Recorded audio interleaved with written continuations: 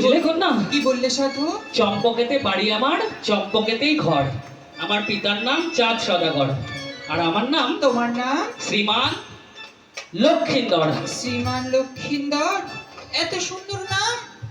ও কন্যা, বলো সাধু। কি ভাবছো? কিছু না। এবার পরিচয় দাও। আমার পরিচয় হ্যাঁ শুনবে? হ্যাঁ, শুনবো না? তবে শোনো। বলো। ও জানি আচ্ছা, বাড়ি কোথা ধুলাবার, ও জানি ও তাই বলি? ও জানি বাড়ি কোথা তোমার, ও জানি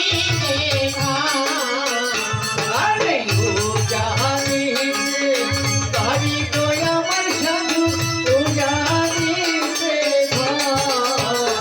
আরে ও জানি বাড়ি কোথা তোমার, জানি আমার পিতা হল হরি সাইমন সদাগর, আমার আমায় রে ভুলায় কি আরে কি বললে? আদরে কি নাম বললে? ও সাধু শুনতে পাওনি? আর একবার বলো। শোনো তবে। উজানিতে বাড়ি আমার, আচ্ছা উজানিতে ঘর। আচ্ছা, পিতার নাম হয় সাইমন সদাগর। আর মোর নাম কি হয়? হয় শ্রীমতী শ্রীমতী বেহুলা। বে ও। ও সাধু, হ্যাঁ, কি হলো? তোমার এমন নাম, তোমার নাম শুনেই বেহুশ হয়ে যেতে হয়। কেমন নাম গো? শ্রীমতী বে হু লা। আচ্ছা, নামের মধ্যে কেমন একটা হুল হুল ভাব আছে না? বলো। এ বাবা কোথায়?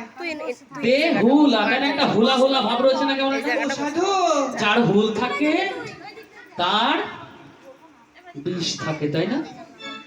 তা আমার বিষ আছে? তাহলে আসো তোমাকে একটু কামড়ে দিই, তাহলে বুঝতে অবস্থার পারবে। কাছাকাছি এসোই না। ও সাধু, তোমার এই নাম কে রেখেছিল গো? আমার নাম? হ্যাঁ, আমার নাম আমার ঠাকুমার। তোর ঠাকুমা বেঁচে আছে? না নেই? না, থাকলে একটা কথা বলতে। আমার যখন 4 বছর 3 মাস 2 দিন বয়স, আচ্ছা। তখন আমার ঠাকুমা গত হয়েছে। চলে গেছে? হ্যাঁ। বেঁচে গেছে। কেন তোমার মতো একজন নাতনি যার ঘরে আছে। জানো তো? হুম। আমার ঠাকুমা না আমার মতো ছিল। তাই না? আমি তো জানি তুমি এমন কি করে হলে।